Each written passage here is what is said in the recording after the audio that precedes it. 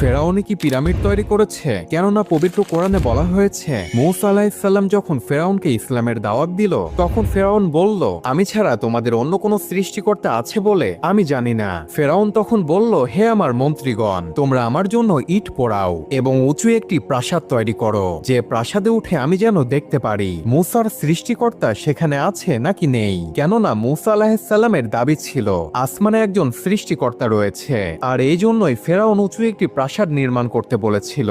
আর এই আয়াতের পরিপ্রেক্ষিতেই অনেক ইসলামিক বিশেষজ্ঞরা বলে ফেরাউনই পিরামিড তৈরি করেছে, কেননা পিরামিড মিশরে অবস্থিত এবং ফেরাউনও মিশরের বাদশা ছিল। আর যেহেতু ফেরাউন তার মন্ত্রীদেরকে উঁচু একটি প্রাসাদ তৈরি করতে বলেছে, সেহেতু সে উঁচু প্রাসাদটি হতে পারে পিরামিড, আবার নাও হতে পারে। কেননা মূসা নবী ও ফেরাউনের ঘটনাটি আজ থেকে ৩৫০০ বছর পূর্বের ঘটনা, আর মিশরের সবচেয়ে বড় পিরামিডগুলো তৈরি হয়েছে আজ থেকে ৪৫০০ বছর পূর্বে, অর্থাৎ